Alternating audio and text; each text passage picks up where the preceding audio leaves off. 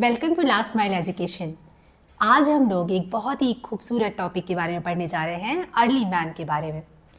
अब जैसे हम लोगों का रहने का तरीका है वो हमेशा से ऐसे तो रहा नहीं है। इतिहास में हम लोग पढ़ते हैं कि कितने सारे तरीके बदले, कितने सारे रूलर्स अलग अलग आए, लेकिन इनसे बहुत पहले लगभग 30,000 वर्ष पूर्व और लाखों सालों तक हम कैसे रहते थे। ना उनके बारे में हमें कोई चीज़ लिखा हुआ मिलता है क्योंकि उन्हें लिखना नहीं आता था, ना ही हमें और भी डिफरेंट सोर्सेज मिलते हैं, बहुत सॉलिड सोर्सेज नहीं मिलते क्योंकि टाइम भी तो हो चुका है ना। तो जो भी हमें उनके बारे में ज़मीन से मिलता है और थोड़ा साइंटिफिक एविडेंस देके कि कैसे हमारा धीरे धीरे डेवलपमेंट हुआ, उसके आधार पे हम लोग प्रिमिटिव पर्सन, अर्ली मैन के बारे में जानते हैं। अब ये अर्ली मैन हम सब के अंदर कहीं ना कहीं अभी भी एग्जिस्ट करता है क्योंकि वो हमारे ही एंसेस्टर हैं। कैसे हम लोग कहते हैं कि हमारे जो पेरेंट्स हैं कहीं ना कहीं हम में अलाइव हैं, हमारे ग्रैंड पेरेंट्स भी अलाइव हैं। तो ऐसे अगर हम पीछे पीछे कई जनरेशन पीछे जाएंगे तो हम सब के सब अपना रूट्स कहाँ पाएंगे? उन्हीं अर्ली प्रिमिटिव मैन में, जिसे हिंदी में कहा जाता है आदि मानव। अब चलते हैं एक ऐसी दुनिया में जहाँ हम इनके बारे में पढ़ेंगे कि ये क्या करते थे। तो इनको हंटर एंड गैदरर नाम से जाना जाता था कि ये हंटिंग एंड गैदरिंग करते थे। अब होता क्या था कि जैसे एक जगह पे ये रह रहे हैं, उस जगह पे जितने भी प्लांट्स हैं, इनको खाना उगाना तो आता नहीं था, प्लांट्स वगैरह, तो जो भी उगाया इनको मिलता था सब तोड़ के गैदर करके उसको खाते थे। फिर उस जगह पे जितने जानवर हुआ करते थे, जो भी इनके पास छोटे मोटे बहुत अच्छे औजार नहीं थे, अभी हम लोग इसके बारे में डिटेल से जानेंगे कि कैसे औजार ये यूज़ करते थे। जो भी औजार थे इनके पास उनका ये यूज़ करते थे और हंटिंग करते थे एनिमल्स का उस एरिया में। बट जैसे वो ग्रुप में चलते थे तो एक जगह पे जब चीज़ें ख़त्म हो जाती थी तो वो लोग दूसरी जगह माइग्रेट कर जाते थे। तो इसका मतलब वो नोमैड्स की तरह जीते थे। मतलब हम सब के पूर्वज कैसे जीते थे? नोमैड्स की बात थी। वो कांस्टेंट यात्रा में रहते थे, यहाँ पे कुछ दिन रहे, यहाँ की चीज़ें रिसोर्स ख़त्म हो गया, फिर वो ग्रुप में आगे चलते थे। ग्रुप में औरतें, बच्चे, बूढ़े, यंग, लगभग 40, 50, 60, 70 तक का इनका ग्रुप हो सकता था। अब ग्रुप में क्यों रहते थे? क्योंकि ग्रुप में प्रोटेक्शन की एक भावना होती है और इनको दो चीज़ों से बहुत डर लगता था।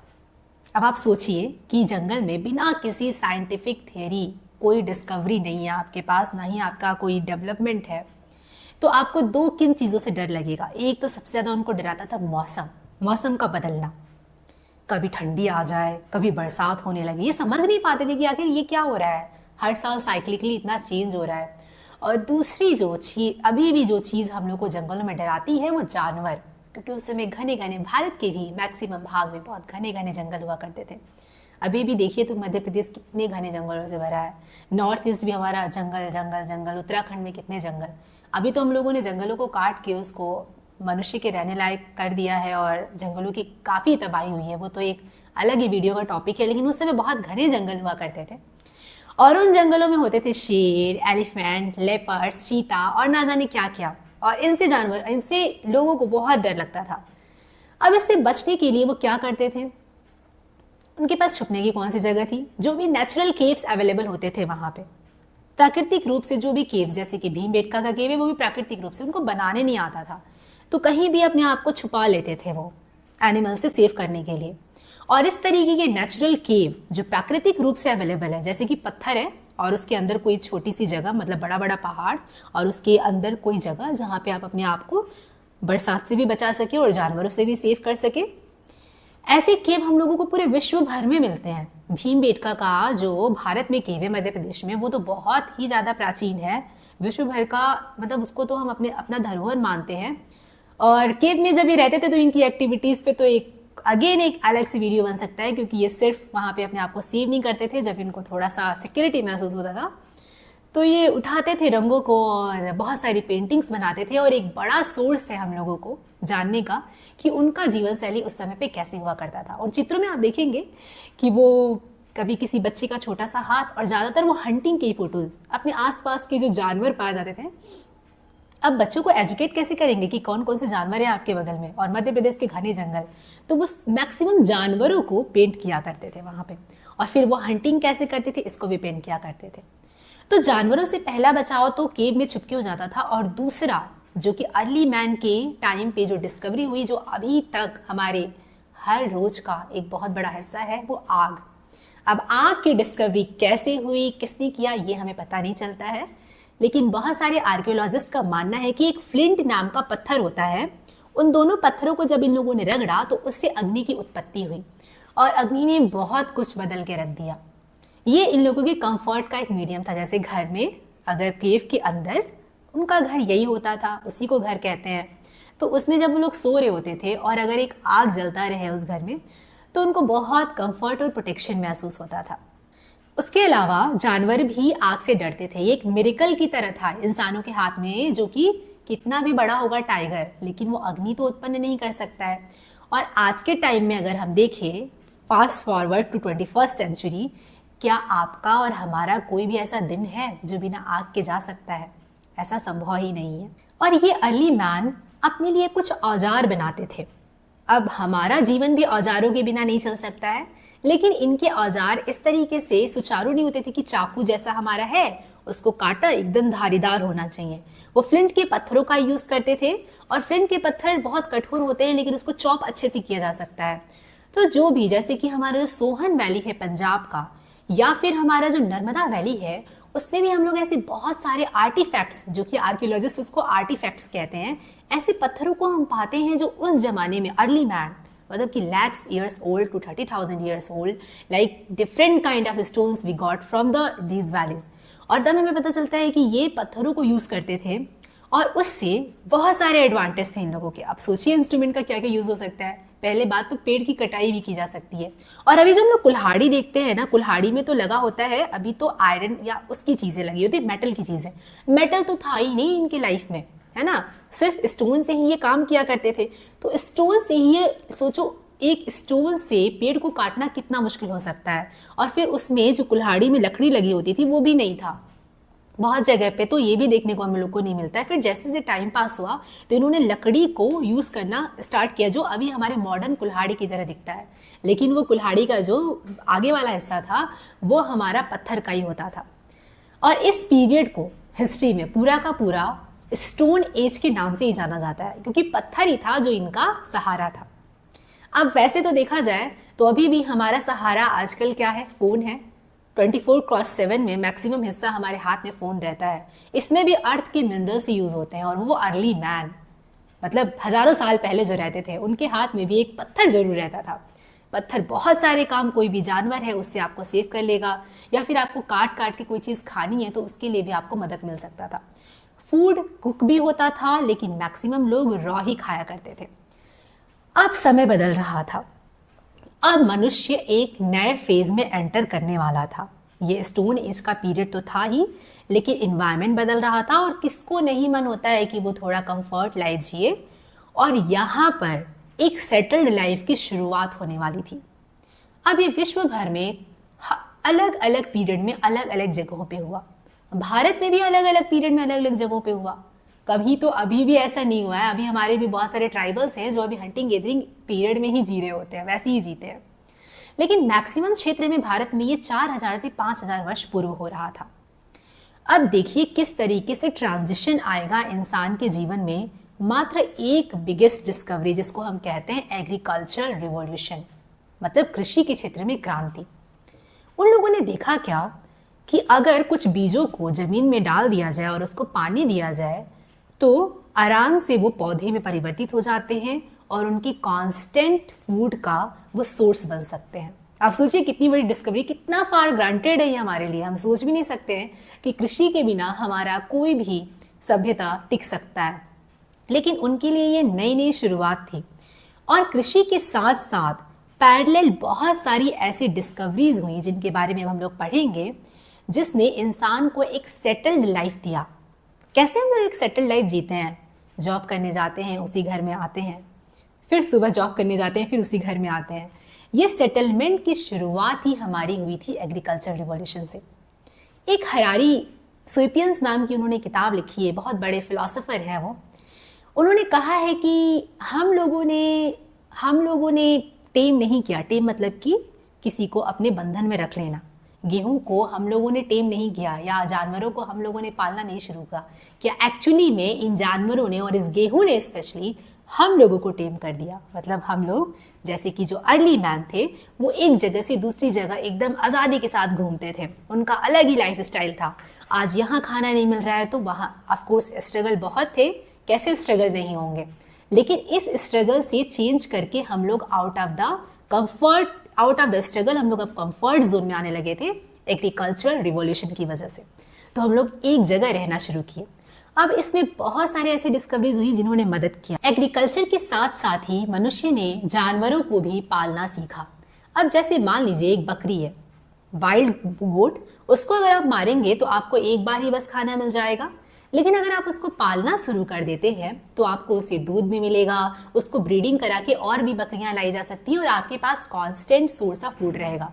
मतलब कि जो काम अब हम हंटिंग से किया करते थे वो अब हम लोग अपने पालतू पशुओं से लेना शुरू कर दिए। जैसे कुत्ता तो ऐसे कोई खाने वाला तो चीज़ नहीं है, लेकिन उसने भी मनुष्य की सभ्यता को विकसित होने में बहुत मदद किया, क्योंकि कुत्ते के साथ ही वो लोग अपने फील्ड में जाया करते थे और कुत्ता उनके फील्ड की रखवाली भी करते थे। इसके अलावा भेड़ हो गया और कैटल का क्या कहना है। जब कैटल को अपना पालतू पशु मनुष्य ने बनाया तो उसका पूरा जीवन बदल गया। वो मात्र उससे दूध या फिर उसको मांस के लिए नहीं पालता था, उसके सहारे, अब आगे पढ़ेंगे कि व्हील की डिस्कवरी हुई, वो कार्ट बनाया और बैलगाड़ी जैसी, सोचो बैलगाड़ी जैसी चीज जो 4000-5000 साल पहले कितनी बड़ी क्रांति ला दी होगी।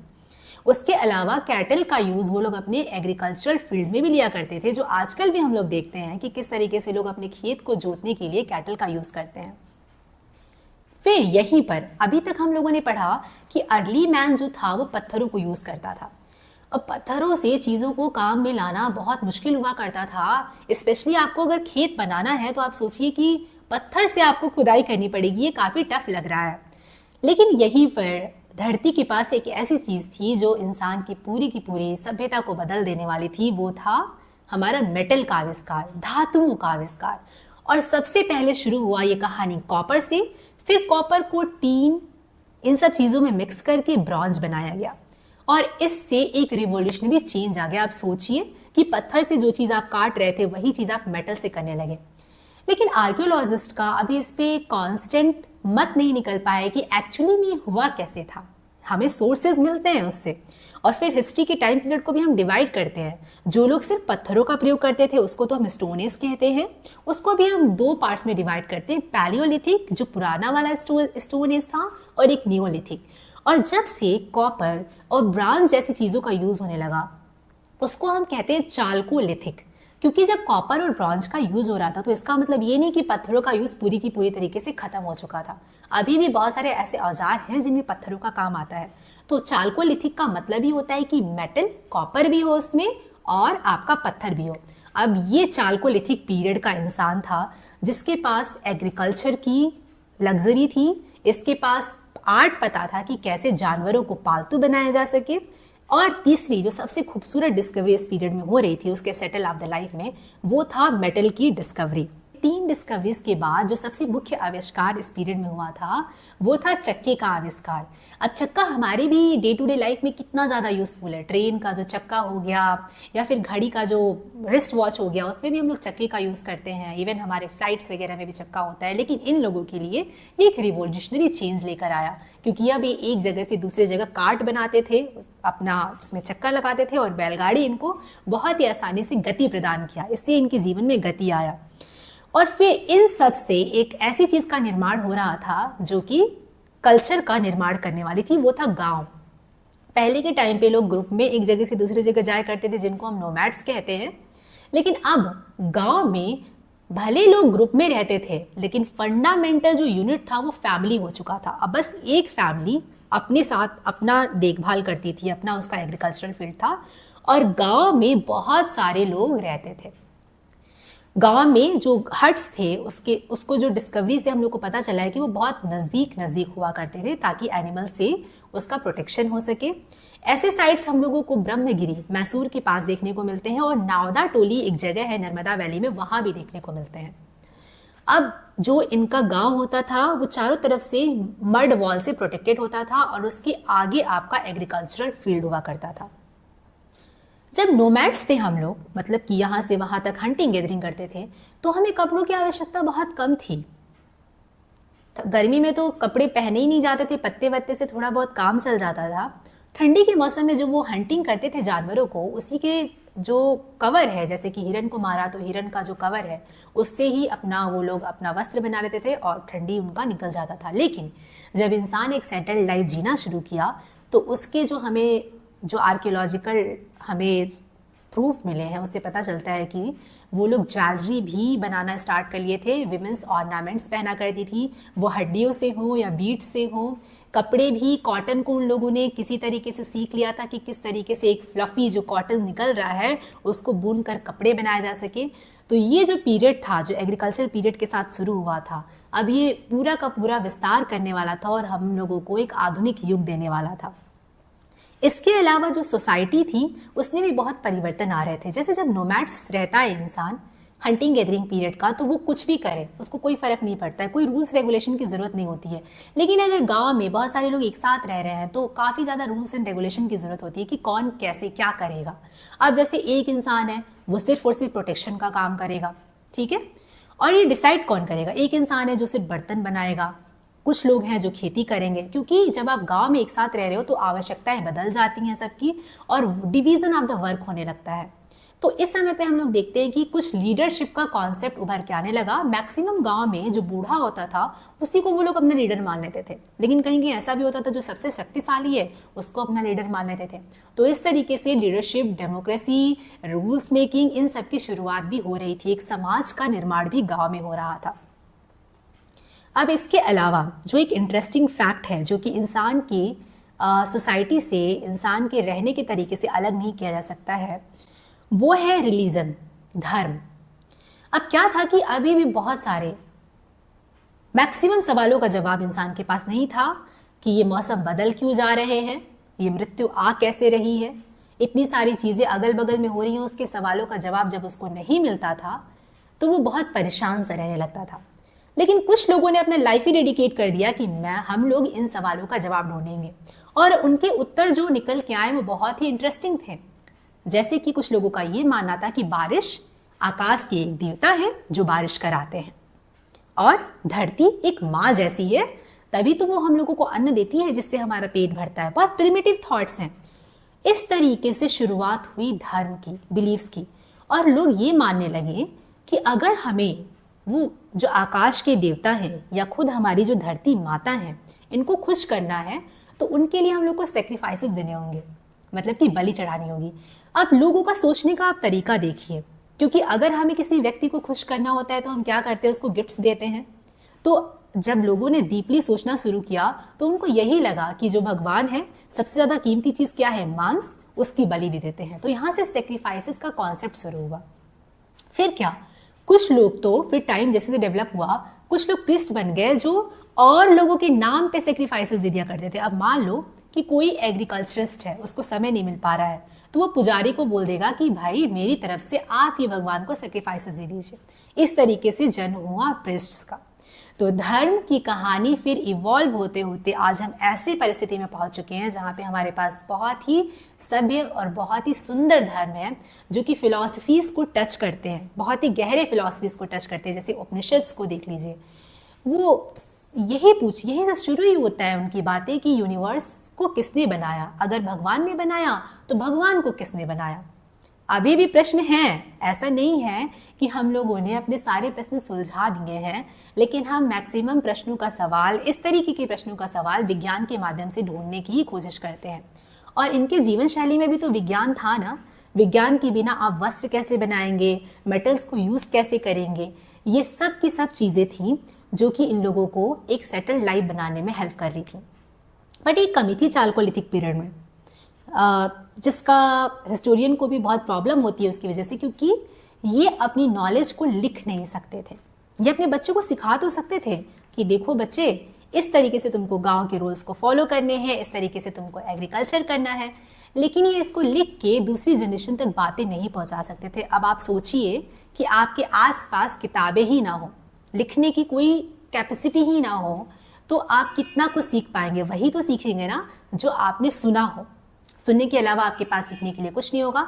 तो ऐसा ही हजारों साल तक चला जब हमारे पास लिखने की कला नहीं थी। और फिर हम लोग नेक्स्ट क्लास में देखेंगे कि जब शहरी सभ्यता शुरू हुई, गांव की सभ्यता से जब हम लोग शहरी सभ्यता की ओर गए, तो वहां पे हम लोगों ने राइटिंग सीखा। इवन हड़प्पा सभ्यता में भी राइटिंग थी, जो हम लोग अगली क्लासेस में डिटेल में पढ़ेंगे। So what we have studied in this class, we have started from the very beginning, 3 lakhs to 30,000 years ago, when people used to live as nomads. Nomads, they used to do hunting and gathering, hunting for animals and gathering for foods. They used to live a nomad life, making small instruments to kill the animals. But suddenly, before 4,000 to 5,000 years ago, environment changes and agriculture, the discovery of agriculture came into human mind.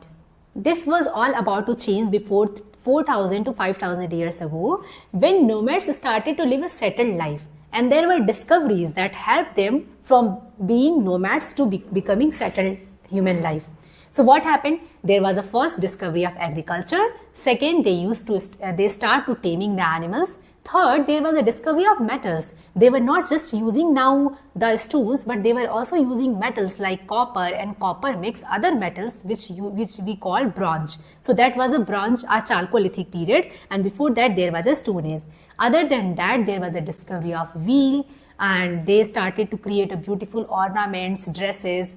A whole village was developing around that. People used to do different kind of works. And then come the concept of religion, which they did not have the answer for.